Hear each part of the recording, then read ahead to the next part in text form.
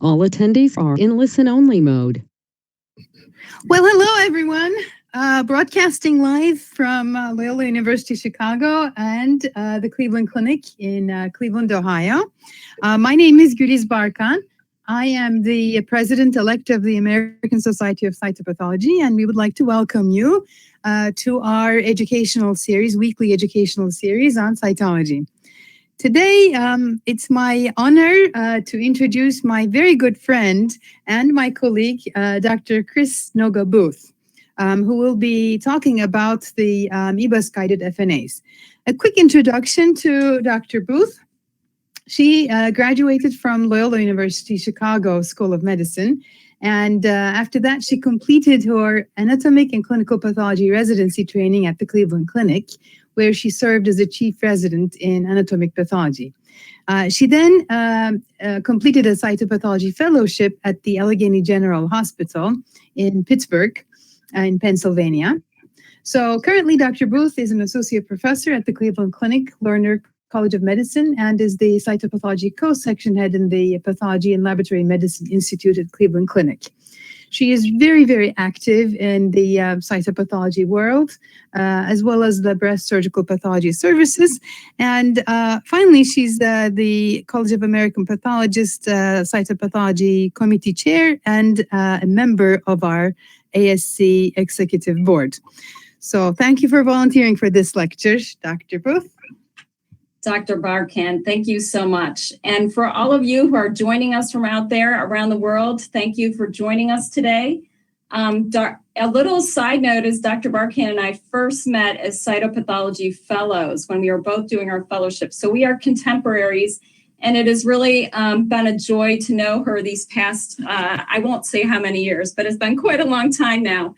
And I really appreciate the opportunity to be here with all of you this afternoon or this morning, depending on where you are, or this evening, depending on where you are in the world. So thank you so much for coming. We're going to get started quickly because we have an ambitious program today. So our learning objectives are that we're going to review modified game-sustained endoscopic fine needle aspiration slides that are from the lung and lymph nodes, and try to think about rendering an adequacy interpretation in each case. At that time, when we're thinking about the adequacy of the specimens, we're also going to be thinking about what situations in which we want to get additional material to triage the specimen for additional tests at the time of on-site adequacy evaluation. And then finally, once we're looking at the entire case, we want to think about what appropriate ancillary studies are needed to arrive at a definitive diagnosis, and the times when you can't make a definitive diagnosis and you need to go on to surgical excision in order to get that definitive diagnosis. So this is the first time that I am doing a virtual slide-based live presentation. So if we have any issues, I did practice yesterday, but I do want you to know that I'm trying my best here. So we're going to start out with a polling question. So Joanne, if you would be able to share that. Okay, so you should be able to see that, but let me read it. You're listening to this lecture, and you are a cytotechnology student, a cytotechnologist, pathology resident, cytopathology fellow, or practicing pathologist. So take your pick on this one.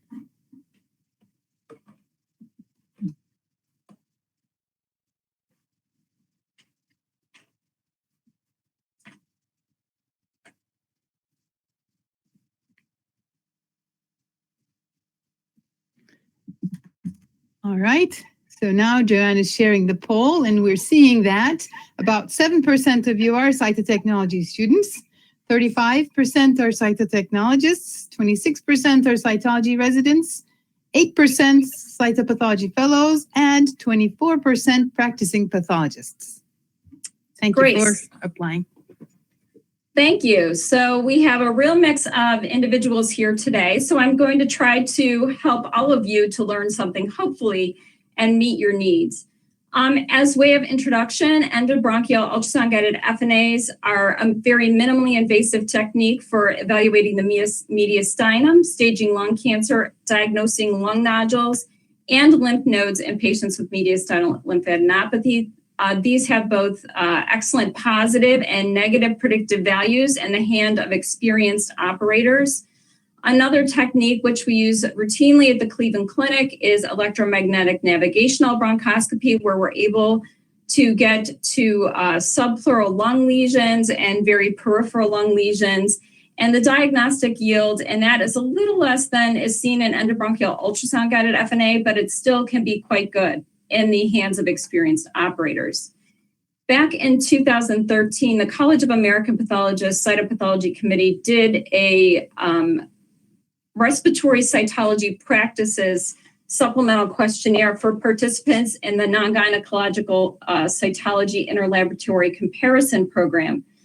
The survey was sent to 2,074 labs with a 42% response rate, and the vast majority of laboratories were performing or seeing respiratory samples in their laboratory.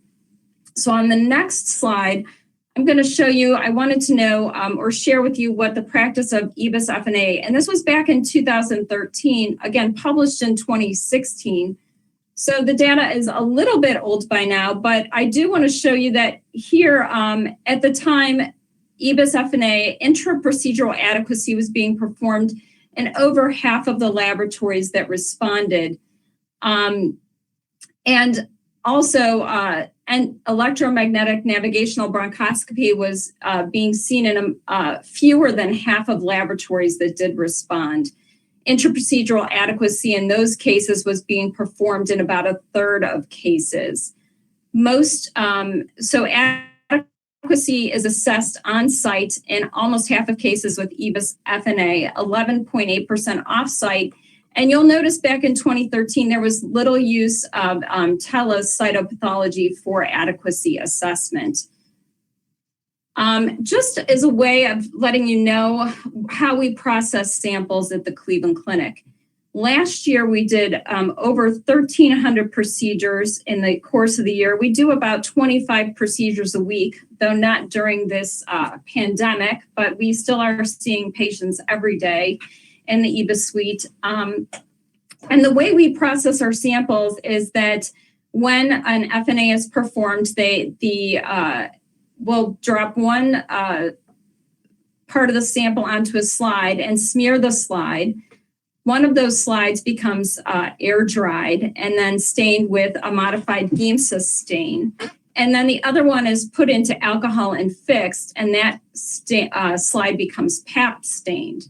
The remaining part of the sample is then placed into a cytolite solution, and centrifusion is made into a cell pellet. From that cytolite solution, we make a thin prep slide and a cell block. So each site that is FNA'd has smears, a thin prep slide, and a cell block. We do primarily do cell blocks by the Celliant method, though we also use the thrombin clot method for formalin fixation in selected circumstances. So we're going to go on to polling question 2 at this point.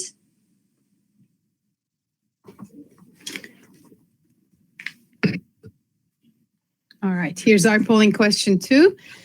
Did you review the virtual whole slide images prior to today? No, yes, a little bit, but I'm not used to reviewing virtual slides.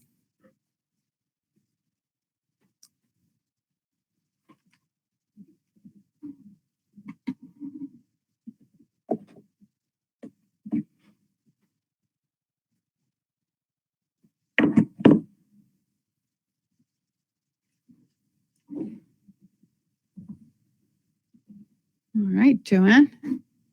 Joanne's closing the poll. So about 60% said no, 22% said yes, but 16% said a little bit. Okay, great. Excellent. So we're going to move on and get started. Since we have 8 cases to cover this afternoon, we're going to get started with case number 1, which is from a 51-year-old woman who has a history of left breast moderately differentiated invasive ductal carcinoma 2 years ago. She now has a 3.5 centimeter right suprahilar mass, which we're pointing to here in her CT scan. And she had an EBUS-Guided FNA of a station 11R lymph node. So this is opposite from the side of her breast cancer. And we're going to go now to the slide. And I am going to show you this. So this is at 100x. And we're going to go a little bit higher. And I'm not going to say a whole lot. I'm going to let you just look. I'll move around the slide, hopefully a little slowly, and get it in focus for you. I'll go a little bit higher on the cells. And so this is what we saw at the time of adequacy.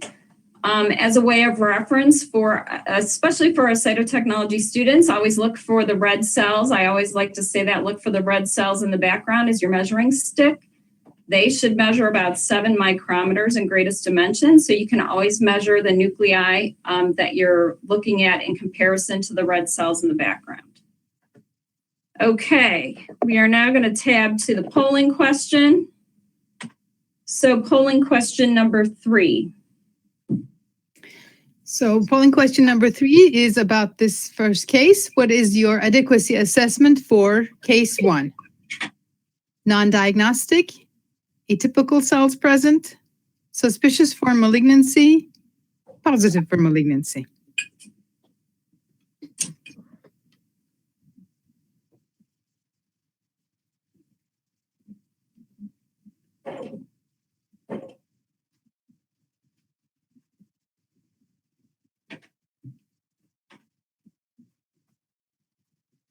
All right, the answers are out. And the vast majority say 79% said positive for malignancy, 15% said suspicious for malignancy. Okay, excellent. So we are going back now to the Papa-Nicolau stained smear on this case. So I hope you can all see it.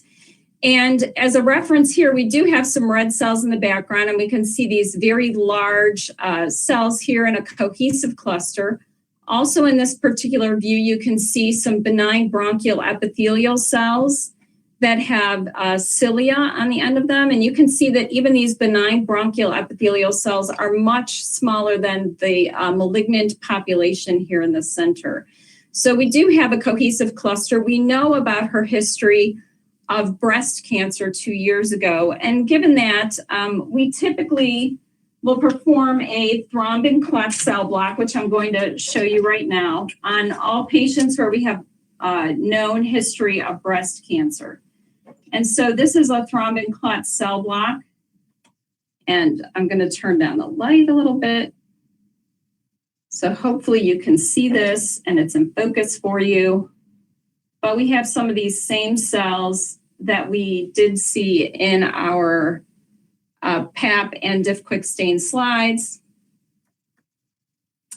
And so we usually perform additional tests to confirm that these are metastases, because we want to think about metastatic carcinoma versus a primary lung cancer. So this is a TTF1 slide. And you can see here that the stain is negative for TTF1 in these malignant cells. And then I also have a GATA3 stain, which can stain both urothelial and breast cancer and some other cancers as well. But we use it often in confirming metastatic breast cancer. And here we had staining, nuclear staining that we would expect with GATA3. And this was felt based on her history and the staining pattern to be metastatic breast carcinoma. So the differential diagnosis, I think, here is a poorly differentiated lung adenocarcinoma, a metastatic adenocarcinoma, and a malignant melanoma, because melanoma can always look like a lot of different things. So we want to think about it when we have large cells, although this did show some cohesion to it. So if we have a suspected breast cancer or metastatic breast cancer, we always ensure that fixation is compatible with estrogen, progesterone receptor, and HER2 testing guidelines. So we make sure that we have formalin fixation for these cases. In this particular case, additional immunostains were performed, including CK7 and GCDFP15, in addition to the GATA3 and TTF1 that I showed. Anapsin A was also performed and was negative.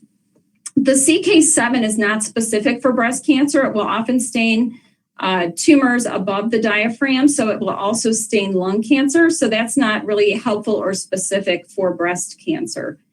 The estrogen and progesterone receptors were negative on this patient. The HER2 FISH was positive, and she did have right lung and highlight radiation for her metastatic breast cancer and is doing well 5.5 years post-treatment.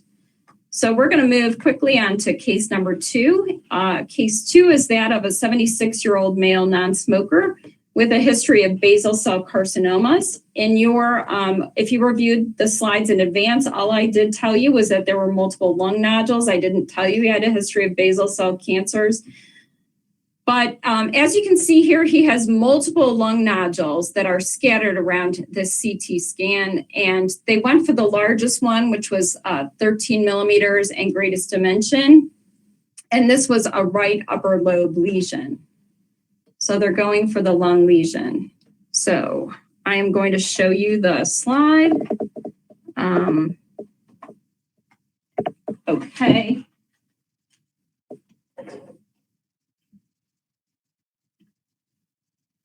So it's really important, again, to know the history.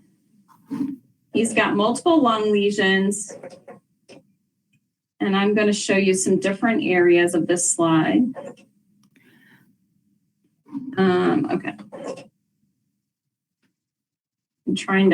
I drank coffee, so it might be a little shaky. Joanne, can you not show the poll just yet? All right. Thank you. Okay. This is one area. And I also want to show, this is just more out of interest. I wanted to make sure everybody saw these. I'll point to them, these two areas. So think about what these two things are. We'll talk about that afterwards. Okay, we can show the polling question.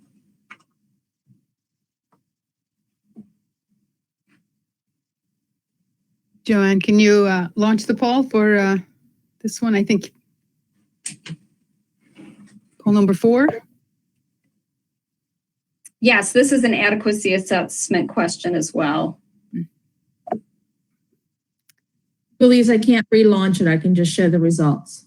Okay. So this is, okay, maybe this is the previous one. Can you go back No, to? it's the same. I think it's the same. Oh, the results are the same, or the previous one. So is it poll number 5? This is poll number 4, but it 4. is the same question. So this is adequacy assessment for case 2. Ah, I see. Okay. All right. So it looks like we won't be able to launch the poll on this one. Okay, that's all right. So this one at the time was called positive for malignancy. And here, now I am showing you the thin prep slide from this patient. And I'm not sure if you noticed, but there was one cell that I showed you in the diff quick stain or the modified Giemsa stain slide that showed an intranuclear inclusion in it. Here I'm showing you this larger group of cells here, and we have the respiratory epithelial cells with cilia and terminal bars in the background. And these cells, again, are larger, they're clustered. There are some benign bronchs on the edge of this group, but this group itself has larger cells. And I'm going to try to find, I have another group that is dotted here that I'll show you. Yes.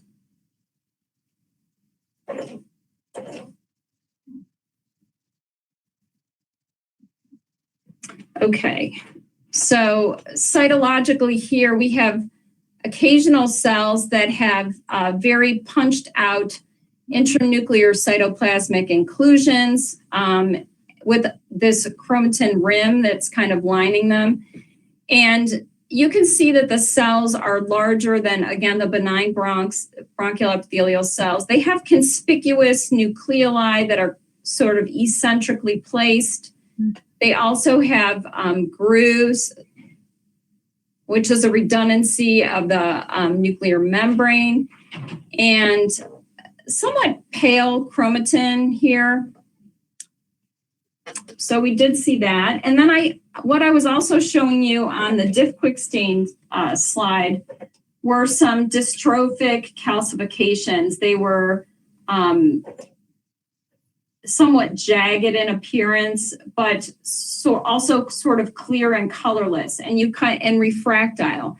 There are also some giant cells, which are pretty nonspecific, but they were also present, and some histiocytes that were indicative of at least some histiocytes in the background. Okay, so on this case, on the cell block, several stains were performed. This is an immunostain for PAX8 that we can see is positive in the nuclei of the malignant cells. And also, this is a TTF1 immunostain, which on our alcohol fixed cell blocks, it does work, but it seems to be a little bit more pale than what we see in the formalin fixed slides. But we do have positivity for TTF1 here as well.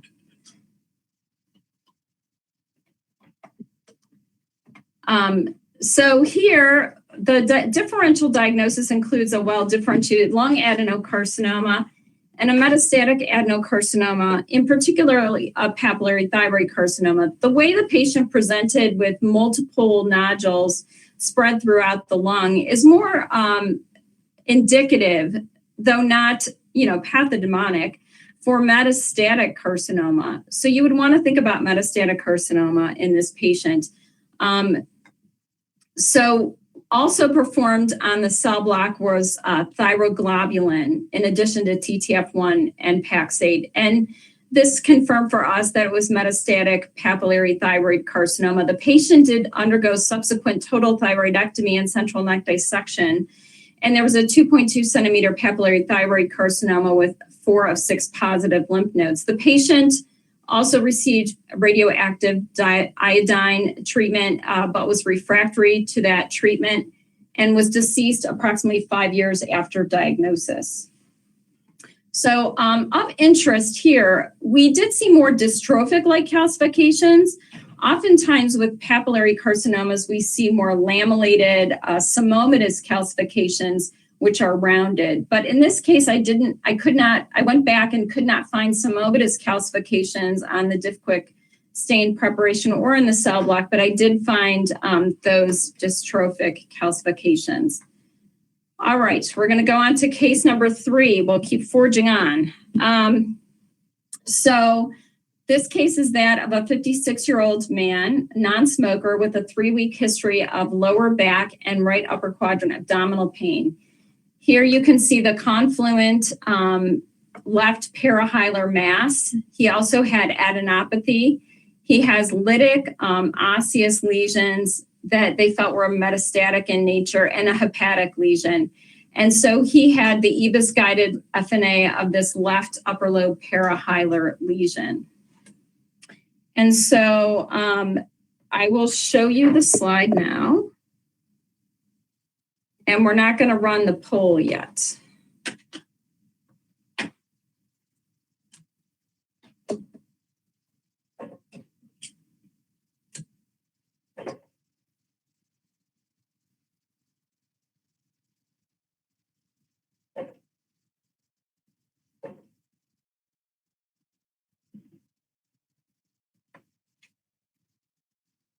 Okay.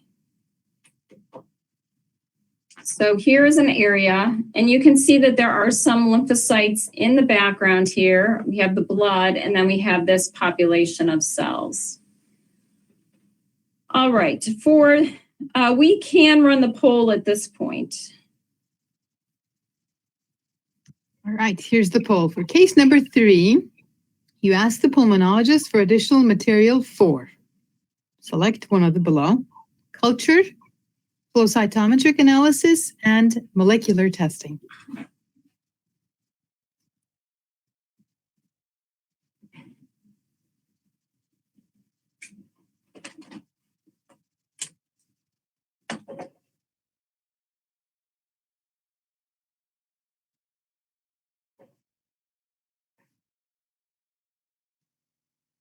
Okay, so the answers are about 78% wanted molecular testing, 18% wanted flow cytometric analysis, and 4% culture.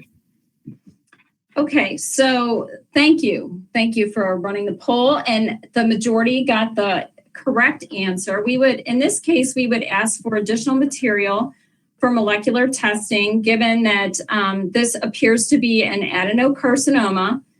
We do know that he has widely metastatic disease already. And I think here it's very nice area because it shows like the potential gland formation even in this area of the slide.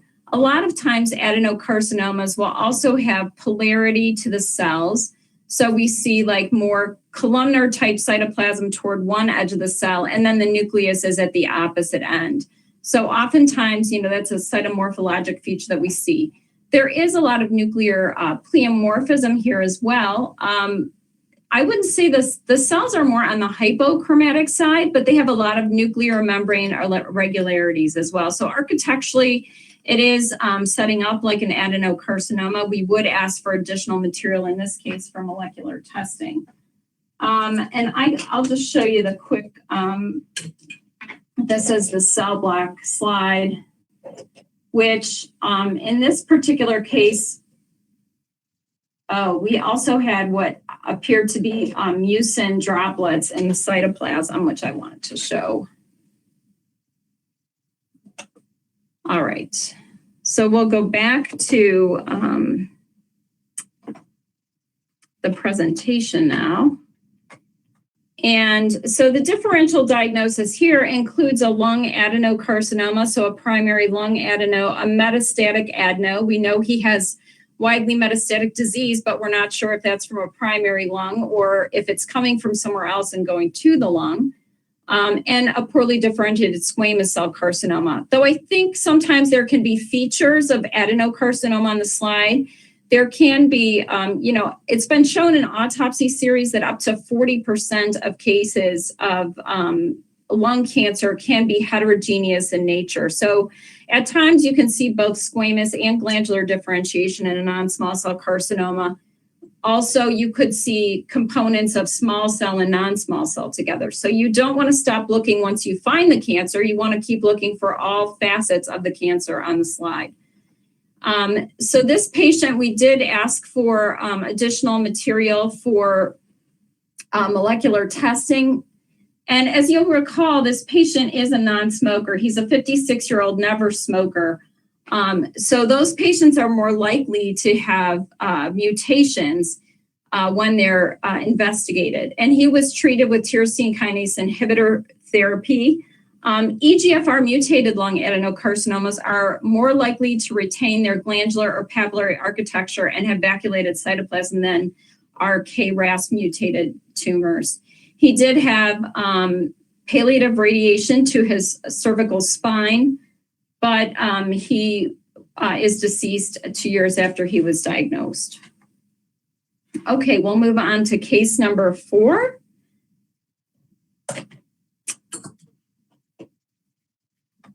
All right, this case is a 44-year-old woman, never smoker, admitted through the emergency department with pleuritic chest pain.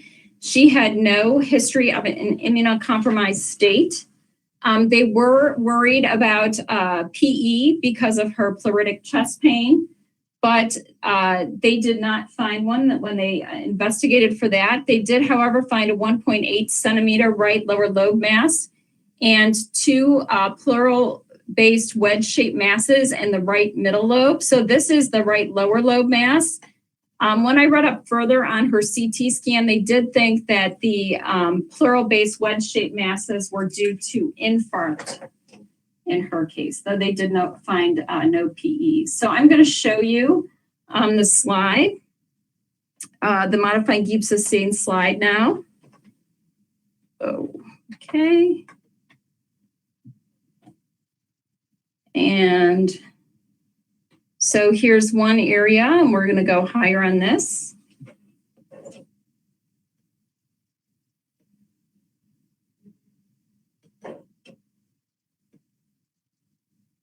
Sorry, it's dark. I'm going to bring up the light a little bit.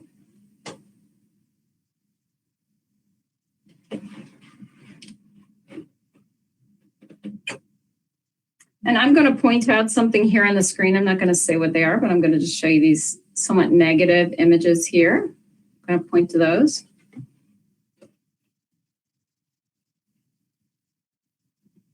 And here's another area. And you'll also notice those somewhat negative images here.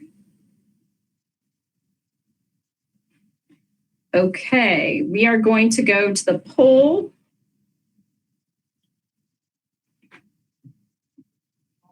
For case 4. For case 4, you ask the pulmonologist to collect additional material for. Please select one. Culture, flow cytometric analysis, molecular testing.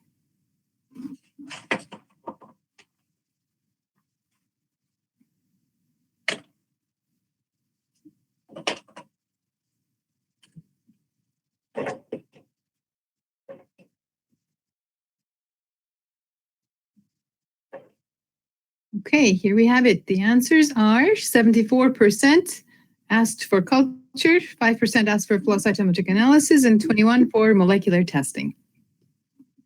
Could you tell me again how many for culture? I'm sorry. Culture is 74% and molecular testing 21%. Okay, great. So again, the majority rules here. So 3/4 of you said molecular testing. So what we were, culture. And so in this case, here in the center of the screen is a giant cell. And also what I had shown you earlier was a single granuloma. So oftentimes I like to see more than one to make the call of granuloma in a case. But there were several granulomas that were present that had epithelioid type histiocytes. And here's another one. It's kind of thick, but we have these epithelioid histiocytes here. And then we also had giant cells that I showed you. And I'm going to show another one here. We have several giant cells in here. And this particular giant cell also has some of those negative images in it. So oftentimes when we see granulomas, we want to think about several things. I'm going to show you quickly before I move to my discussion slide. I'm going to show you a GMS stain that was performed on directly on the ThinPrep slide. And so this GMS stain is staining the organisms. So it's black in color. And these organisms tend to be from 5 to 20 micrometers, usually on the smaller side, so more on the 5 micrometer side, which would be smaller than a red cell, but somewhere in that range. So this showed a positive gamma-methenamine silver stain, and culture was performed. So when we see granulomas on a slide, we think about a couple of different things. So we can think about sarcoid, and we can often look and determine in the clinical chart or the clinical history if a clinician is concerned about sarcoid before they're even doing the procedure. Here in Cleveland, oftentimes, because we do get a lot of patients from that Ohio River Valley area, we often see a lot of histoplasmosis as well. So when we think about infectious here, we think often foremost of histoplasmosis, and we're often investigating our cell blocks and performing GMS to find the histo.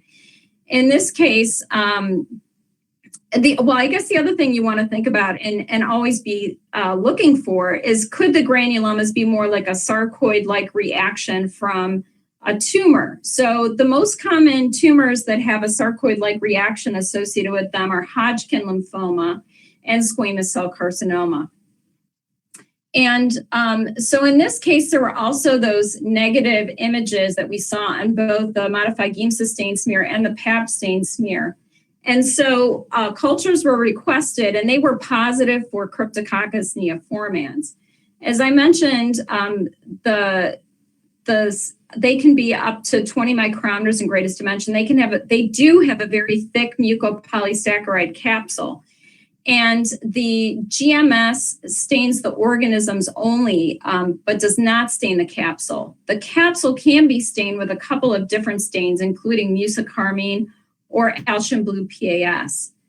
They do have budding, so these organisms do bud, and they have a teardrop-shaped bud. So you can acquire Cryptococcus infections from pigeons. And so this woman did have possible exposure to the pigeons that were roosting on her neighbor's home. And she did have antifungal therapy and significantly improved on that antifungal therapy. All right, we're going to move on to case 5. So this is a 66-year-old male, never smoker, who presented with a persistent productive cough. He had a very large left hilar soft tissue mass with PET-positive lymphadenopathy. And here you can see this very large confluent mass. He had an EBUS-Guided FNA of a 2L lymph node. All right, and so we are going to show the slide.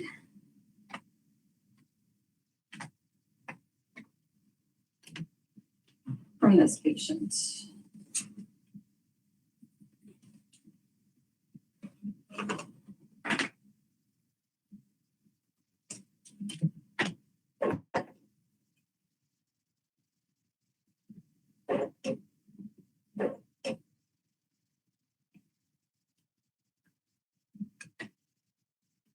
So I want you to look at this area here. And you can see there is a lymphoid sample in the background.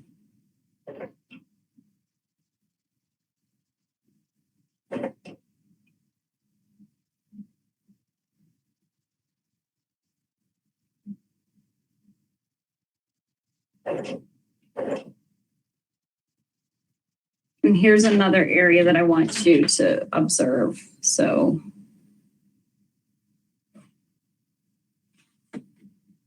all right, so we can go to the poll for this case. All right, here's the poll for case number 5.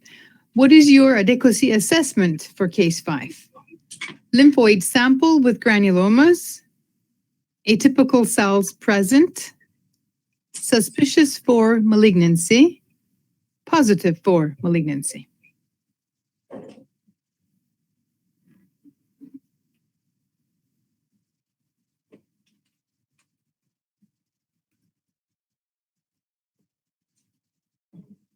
And here are the answers. So about 50% is positive for malignancy, and 26 suspicious for malignancy, and atypical cells present and lymphoid sample with granulomas is divided into 2. So mostly positive for malignancy.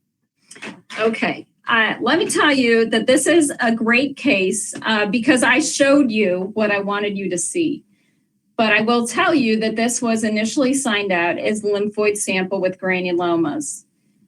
I will also tell you that the pulmonologist was not concerned about either infection or sarcoid in this patient clinically, given that huge confluent mass that they had in their PET-positive lymphadenopathy. I do want to show you on this, so I'm showing you the Pap stained smear now, so the fixed smear.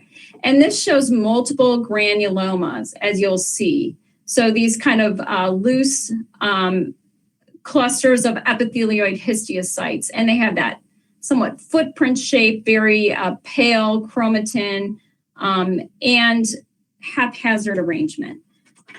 Also, you will see the lymphocytes in the background. The mostly small lymphocytes, but then if you start hunting around, you will see these occasional binucleate cells.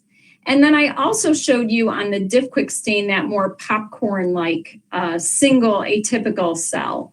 And it's a mononuclear cell. So eventually, this case got signed out as suspicious. But at the time of adequacy, those larger atypical lymphocytes were missed. So this patient eventually went on to excision, and I'm going to show you now the lymph node. And what I wanted to show you first was this sarcoid-like reaction. So here we have those granulomatous areas with some of these giant cells here that you can see. And then if we go a little closer in this area,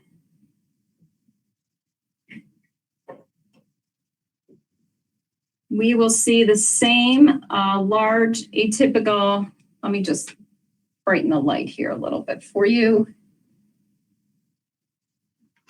Some of these larger atypical mononuclear cells that we did find in the both the modified GIMSA and the Pap stain smear. I will also say that the background here, it had plasma cells. There's an occasional eosinophil that I found in the excision specimen. I did see plasma cells also in the specimen from the FNA. I did not find eosinophils in there.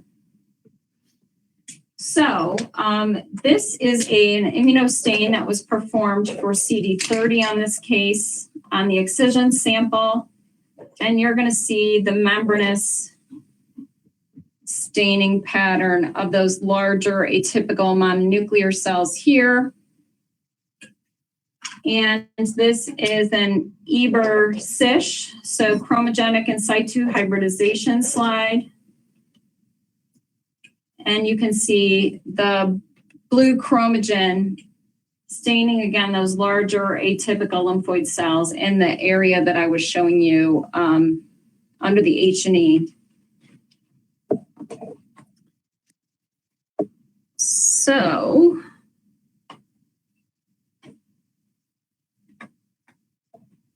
again, like the last case, this appears to be a granulomatous process. And you would think about sarcoid and infection, and then you also have to think about those malignant categories. And most often we see this with classical Hodgkin lymphoma and squamous cell carcinoma. So the atypical lymphoid cells, as I mentioned, were few in number and missed at the time of rapid on-site evaluation. So discussion with the pulmonologist showed that they really did not think that this was a sarcoid or infection, felt that that was very unlikely clinically. The patient did undergo surgical excision to confirm the diagnosis, and he was diagnosed with bulky 2A classical Hodgkin disease. He received 6 cycles of chemo, and he's currently 9 years post-diagnosis and in remission. So this is a great case, and you know, it's important to think about classical Hodgkin disease when you do see granulomas at the time of adequacy, on-site adequacy. Okay, we are moving on to case number 6 now. And this is a 63-year-old man with a history of right upper arm melanoma 2 years prior. He has this very large right upper lobe mass with mediastinal and hilar adenopathy, and he has an EBUS-Guided FNA of a 2R lymph node. And so I'm going to show you that.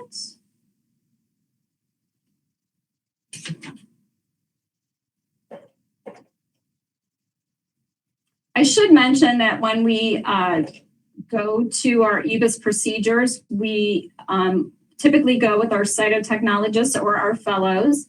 And prior to the day beginning, we usually get a listing of the patients that we're going to see for the day. And we do know their clinical history.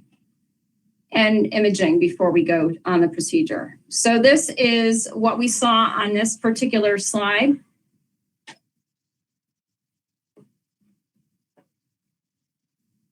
And I want you to notice here the macronucleoli, which I think are quite apparent in this image.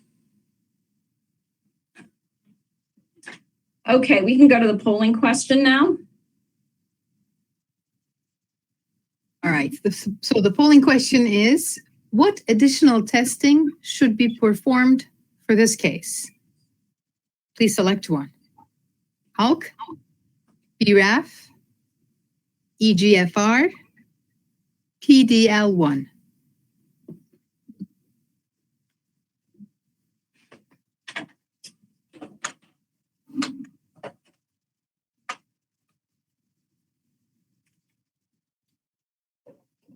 And the answers are BRAF with 66%, followed by PDL1 with 19%, and ALK and EGFR are following at 7 and 8%.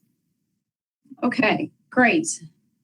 And so I know that this is one of those questions that I think would be beyond the scope of what cytotechnologists are probably learning in school currently, but we will go over it. So, and this is the PEP stained smear here. And again, I want you to see it is predominantly a discohesive sample, but it's very cellular. So it's predominantly discohesive, and then there's these very large nucleoli. The other thing about the cytomorphology is the cells are either centrally located in the cytoplasm or they're eccentrically located and more plasmacytoid in appearance. I did dot an area on both slides, both the GAMSA stained and the PAP stained smear, where we had some double mirror image nuclei cells. And I just need to find that. But if I can't find it quickly, you'll have to trust me.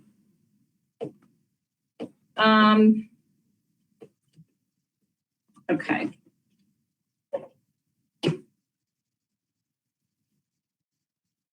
I cannot find my dots. Okay.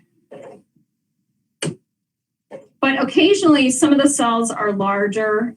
These are very large cells in general. Sorry about the light, everybody. In comparison to the background red cells. So they're a large cell malignant neoplasm and predominantly discohesive. We knew about the patient's history of melanoma. This was a single large confluent mass. If we do not have the original melanoma at our institution, we typically will stain these just to determine for certain that it is the metastatic disease. Again, on the H&E stained cell block, you can see the macronucleoli in these malignant cells and the plasmacytoid nature of the cells as well. So on this particular case, we have a melon A stain.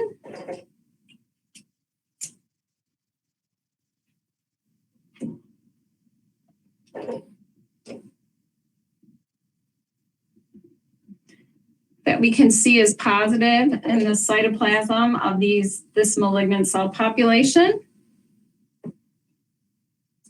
And also we have the microphthalmia transcription factor, which is necessary for melanocyte growth and development. And this is diffusely positive. Additional stains were also performed.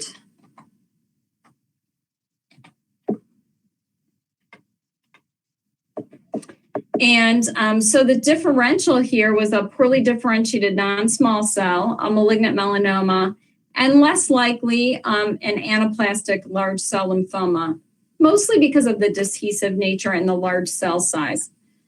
The classic melanoma cytologic features are a plasmacytoid shape to the cell, large cells with bi or multinucleation, which I did not show you, but I do have some examples of that on our slides, macronucleoli, and intranuclear inclusions. In this case, the IHC was positive for melon A S100 protein and that microphthalmia-associated transcription factor. IHC was negative for TTF1 and cytokeratin AE13. Molecular testing was performed and positive for the BRAF V600E mutation. The patient was treated with ipilimumab and was deceased 5 months following diagnosis. So we are moving on to case 7. This patient is a 59-year-old male smoker with a history of liver transplant 5 years ago. He has a 2.3 centimeter right upper lobe hilar lesion here, and he had an EBUS-Guided FNA of that right upper lobe hilar lesion. So I'm going to show you the smear from this.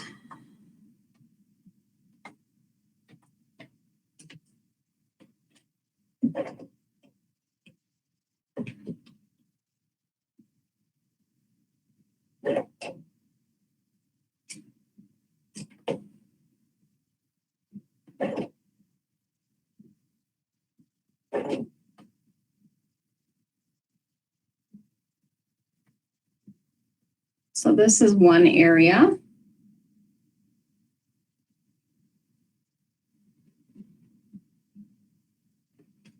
Here's another area. So these are pretty thick syncytial clusters, and really you can only see the nuclei very well at the edges of these thick clusters.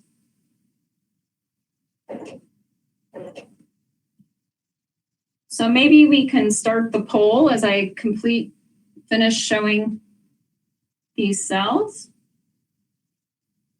Okay, so what is your adequacy assessment for case 7?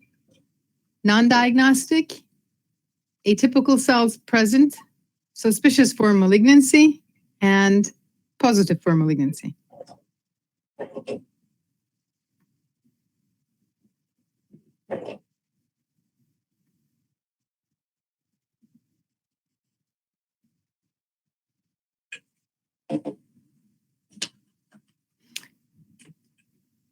And the answers are 64% positive for malignancy and 26% suspicious for malignancy. Perfect. All right. Now so this was called suspicious, I believe, at the time of adequacy by the pathologist who was reviewing it. And again, on the pap stain smear, we have these very thick, very large syncytial clusters.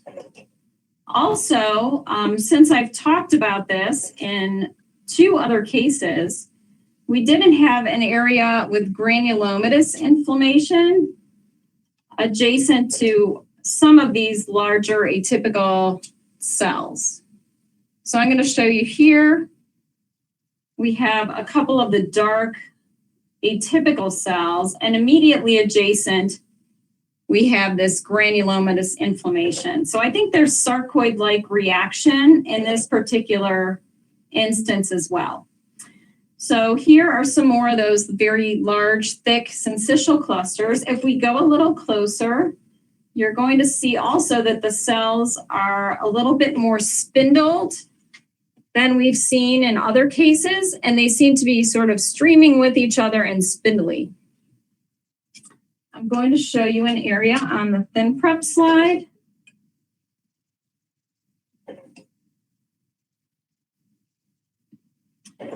That also has atypical squamous cells that are keratinized. So when we see these atypical keratinized squamous cells, along with these very thick syncytial dark clusters, so non-keratinizing cells and groups that look like a non-small cell carcinoma, we really think of an invasive squamous cell carcinoma here. So here is on the thin prep, we also have some of these thick syncytial clusters. Again, this area is not quite as spindled. They're a little bit more rounded in shape with some prominent nucleoli. So I also have the cell block. I should mention that there were other areas on the Pap stain smear that showed some whirling of the cells as well. And here's the tumor on the cell block, just to show you what we saw. There wasn't a ton of tumor on the cell block, but it was there. So we're going to go back. And so most of you thought it was positive or suspicious. And the differential here is either invasive squamous cell carcinoma, a squamous cell carcinoma in situ, or an atypical keratinizing metaplasia. So if we go back to the history on this patient, the patient is immunocompromised, right? We know he had a liver transplant 5 years ago. He is a current everyday smoker, and this was a 2.3 centimeter right upper lobe lung mass. So this was called squamous cell carcinoma. It had both those atypical keratinizing cells as well as non-keratinizing associated syncytial clusters that were spindled. And so he had a right upper lobectomy, which showed a 2.5 centimeter invasive, poorly differentiated squamous cell carcinoma. All nodes were negative, and the patient's doing well 6 years after diagnosis. And I did just go check on these patients this week to see how they were doing. And he quit smoking in January of this year after 44 years. So I thought that was interesting. Okay, we are going to move on to our last case. So this is a 66-year-old man with a recent diagnosis outside of squamous cell carcinoma, and he came to the Cleveland Clinic for nodal staging. On imaging, he had this 9.2 by 8.7 centimeter right upper lobe mass with right hilar adenopathy, which again, this was called squamous cell carcinoma on outside hospital. And he had an EBUS-Guided FNA of an 11R lymph node. So I'll show you the case, and then let me just switch to my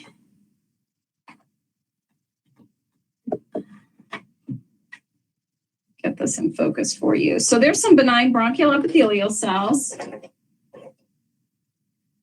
And there's very few cells on here. So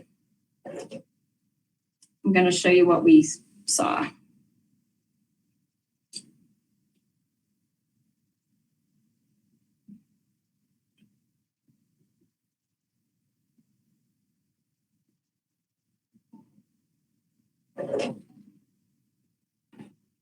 So it's hard to get these in really good focus. So so there's about 3 or 4 clusters of cells on this. Everything else was benign bronchial epithelial cells. There might be a group that's hidden in here as well that look pretty ugly. Here, this is about as good as it gets. So let's go to the polling question. All right, so here is the last poll. What is your adequacy assessment for case number 8? Non-diagnostic, atypical cells present, suspicious for malignancy, positive for malignancy.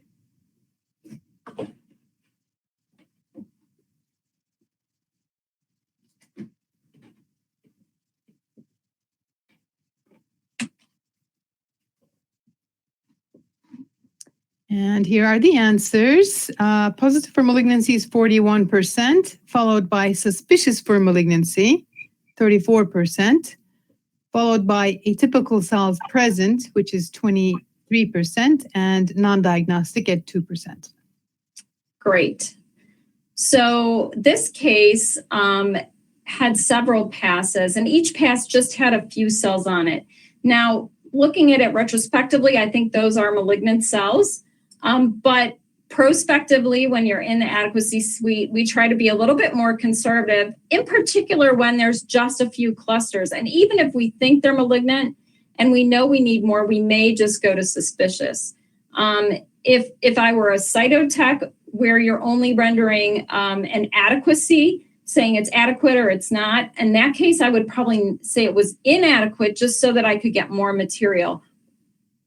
Maybe atypical or atypical suspicious if you're giving it from the pathologist perspective. This is the cell block from this. And we do know that on the outside, it was called a squamous cell. We had that information prior, and now we're going for the nodal staging. We did see some of these cells that had more vacuolated type cytoplasm here and wondered, could this be a mixed non-small cell carcinoma? So mixed both squamous and adeno because of some of these cells that seem to have more vacuolated cytoplasm that were malignant.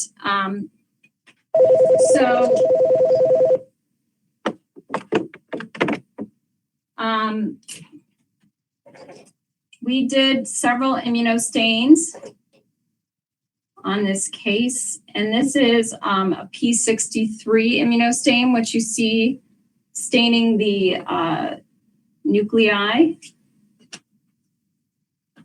And we also did a TTF1, which also stained the nuclei that appeared to be malignant. So these larger nuclei that appeared to be the malignant nuclei. Here you can see in the background some lymphocytes as well. So let me go back to the presentation. And so the differential includes, a non-small cell carcinoma that has both squamous and glandular morphology in it, so adeno and squamous. But we don't make the diagnosis of adenosquamous carcinomas on cytology. Also, a poorly differentiated adenocarcinoma or a squamous cell carcinoma with some pseudoglandular morphology. So it is best to render a diagnosis of non-small cell carcinoma when there's ambiguous morphology. In this case, we did do additional testing and called it both adeno and squamous cell carcinoma.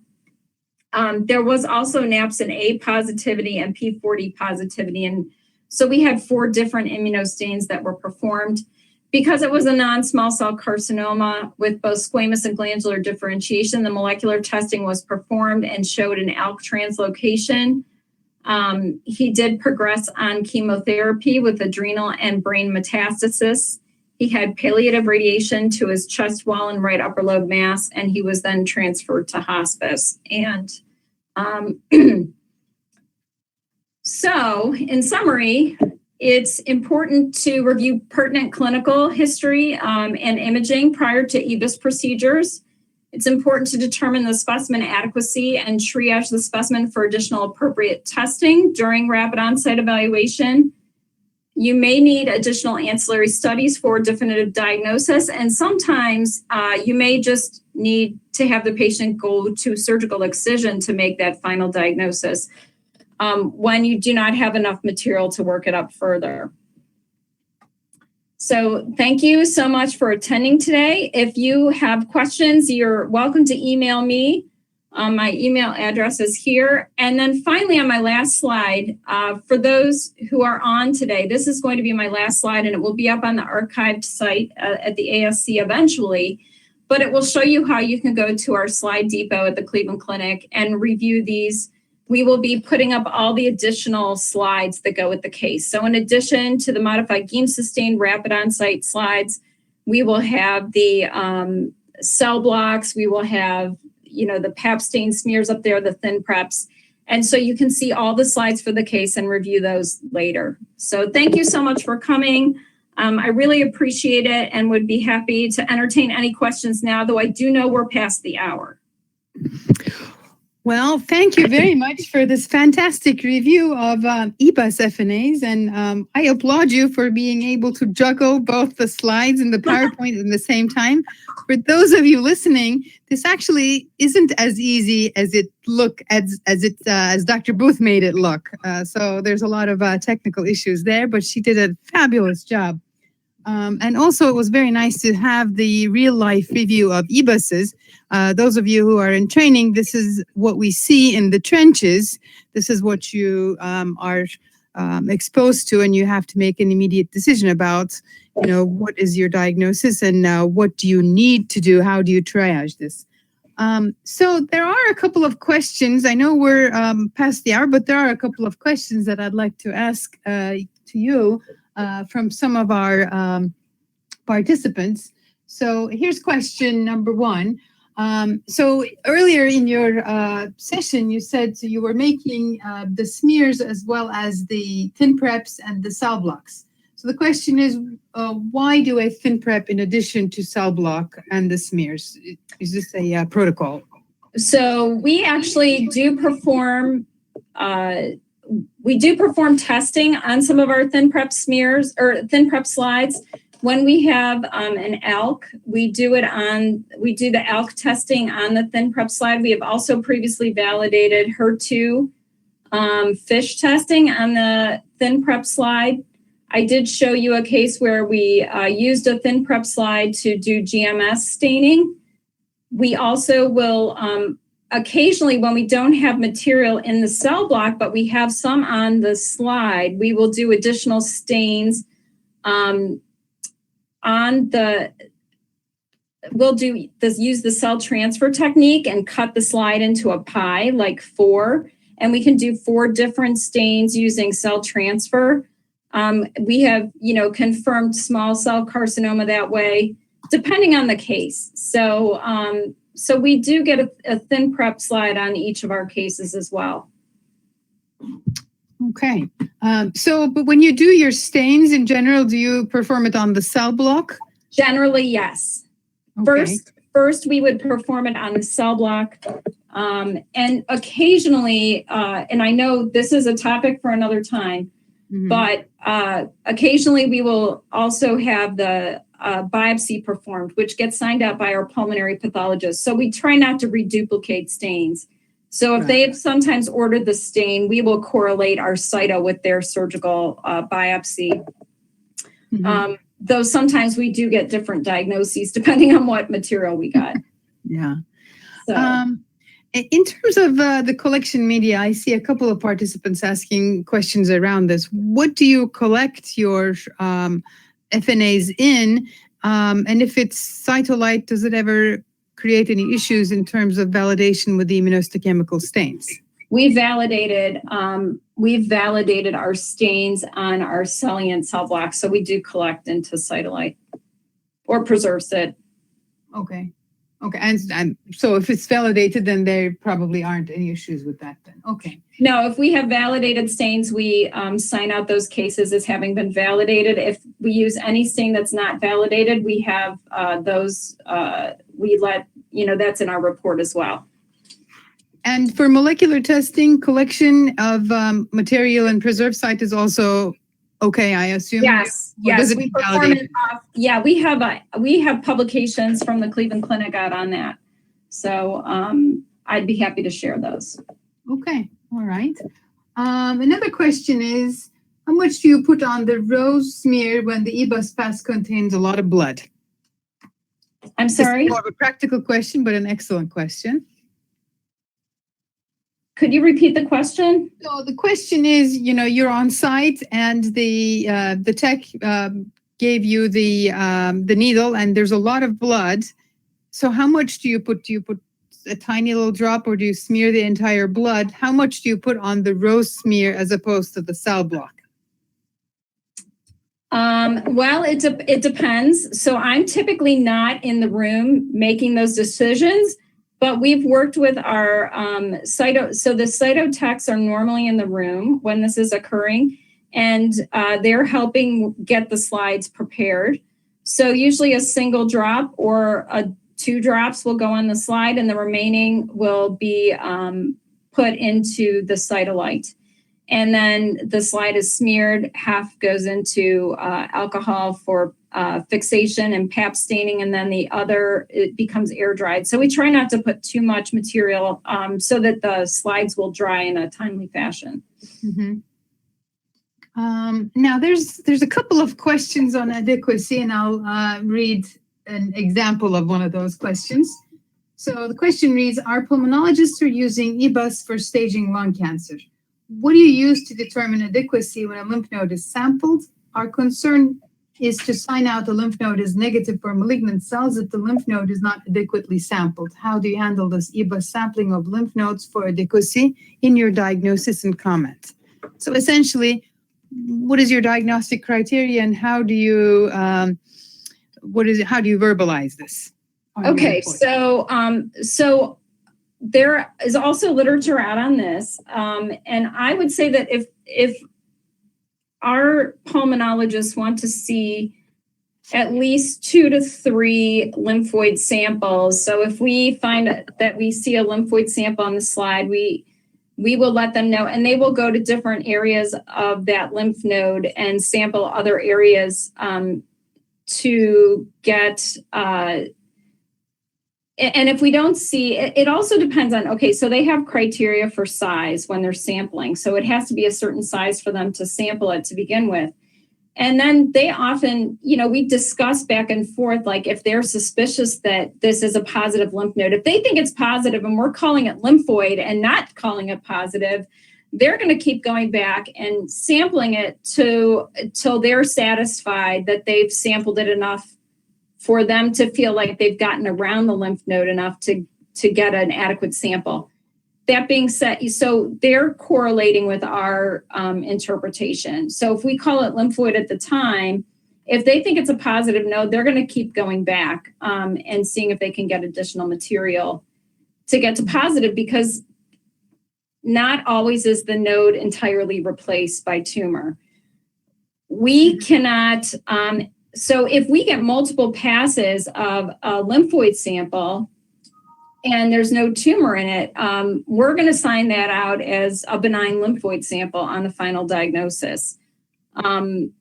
We can't put tumor there. So as far as the adequacy at the time of the rose, again, there's multiple publications out there on how to determine if your sample is an adequate lymphoid sample at the time of rose. So. So for do you do EBUSs or do you do roses for all your EBUSs in your institution? We do. Okay. There are a couple of questions. Actually, there's a couple of questions really about your cell block techniques, and I bet you because your slides were beautiful, they're wondering what technique you use. And I believe you said thrombin, but maybe you can open up that a little bit.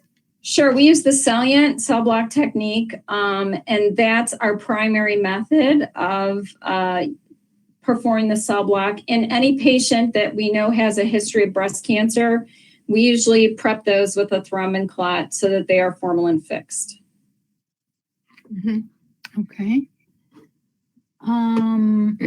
Let's see, a couple of other questions. And of course, the evident elephant in the room kind of question. What are you doing with EBUSs and roses in the time of COVID-19? Are you still doing them? Are you doing something different? We are going on a daily basis. I am on tomorrow. And I would say we're getting between 2 to 4 a day, something like that lately.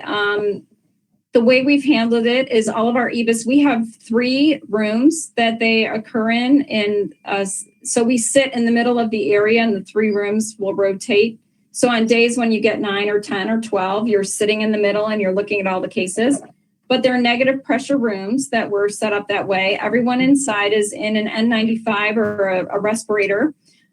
We do not go in the room. The way we have set it up is that they are putting the slides, once they are air dried, they are putting them in the fixative of the modified Game Sustain slide set jar.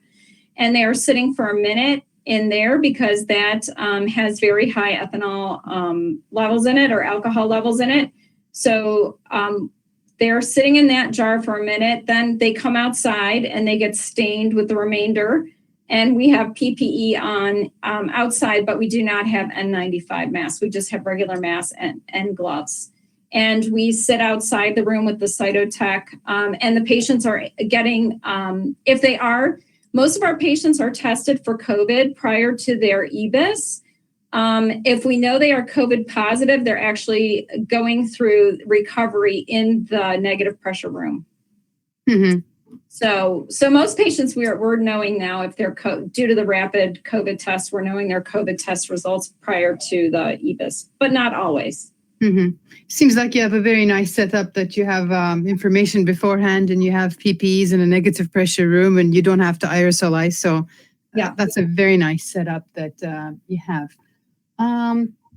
I guess a couple of other questions. One of them is, what is the best immunostain to render a diagnosis of small cell carcinoma? In other words, do you have a panel that you use? Do you have a favorite stain that you like? We've been using, in addition to the cytomorphology, where we're considering that up front, we'll often do CD56, chromo, granin, synaptophysin, and INSM1 now. Oh, you do use INSM1? We do. We validated it here. Okay, that's good. That's good. There's another question. Typically, whenever somebody talks about cell blocks, invariably a molecular pathologist chimes in. And here's a question. Do you have issues with the thrombin technique due to cell-free DNA? Because you send these out for molecular testing too. Is there any issues that you have run into with this? We don't use the thrombin clots when we think it's so we're collecting in Cytolite and we're using the cell pellet from our Cytolite or Preservit samples to send for NGS, and that's been working fine. So that's the paper that I mentioned. And I think Reynolds is the primary author on that paper. Okay, so Jordan is. Okay. Mm-hmm. All right. Let us see, is there any other questions that we could possibly, there are a lot of questions, but with the same token, we're kind of running out of time.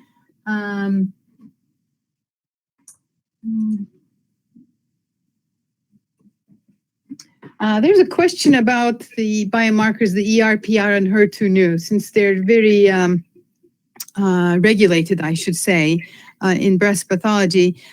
Does this work with your Cytolite collection, or did you have to revalidate this? How did that? We don't use. So we postfix in formalin, and that's when we make the thrombin clot. Okay, all right, and that should be okay with the ER, PR, HER2/neu? Yes. Okay. Okay. So here's another question, a practical question. So how many smears do you recommend to prepare for each pass? Do you do two, like one in Diffquick and one in alcohol, or do you do more than two? That's what we do. Yeah, for each, pretty much each evaluation episode, we have one pass, like needle, and that becomes an evaluation episode. We review that slide, give the information to the pulmonologist, and then they perform another pass or another needle and get a new slide. So basically on each needle pass, we're getting two slides, and we're using the same, however, Cytolite for that area. So for each site that the pulmonologist goes to, we have one Cytolite and maybe multiple smears. But we make just two smears per pass. Two smears, yes. Yes. Like a Diffquick and PAP. Okay. Yeah, correct. And I'll just circle back to the adequacy question. There's still more adequacy questions coming in. One question is, if you just see bronchial cells and macrophages, what do you call this? And how many lymphocytes do you need? Yeah, so it depends on what they're trying to sample. So it depends on whether they're going after a lung mass. So that's really important to know. Are they going after a lymph node or a lung mass? And so if they're going after a lymph node and all you're seeing is benign bronchial epithelial cells and histiocytes or alveolar macrophages, we call that non-diagnostic. Similarly, if they're going after a lung mass, we would call that non-diagnostic. So that's the terminology that we use at the Cleveland Clinic, is anytime they're not getting what they're going for, we're calling it non-diagnostic. As far as the lymphoid sample, that's, it's up for interpretation. There's a lot of different criteria in the literature that have been purported. I don't think we have a standardized method that we're using consistently for our 17 cytopathologists at the Cleveland Clinic. You know, as in regard to, you know, which criteria are being used. So it's usually our level of comfortability to say they got lymph node tissue on that slide. And if it's really a diluted sample, you see neutrophils and lymphocytes, we're going to be calling it non-diagnostic. So if it looks like blood, if there's a few lymphocytes in the midst of the blood, we're going to be calling it non-diagnostic. So until we're certain that they've gotten in the lymph node, that's at that point, we'll call it lymphoid sample. That sounds good. That sounds wonderful. All right. So we are a little past. Maybe there are some more questions, but we'll forward these to Dr. Booth so that she could answer them later. But I'd really like to thank you very much for giving this excellent presentation. This was really very nice and really had the beautiful slides. So thank you. And thank you, everyone, for joining in and listening in and participating by asking questions. And see you all next week when we'll be listening to Pancreatic Cysts by Dr. Martha Pittman. So until then, bye for now and stay safe. Thanks.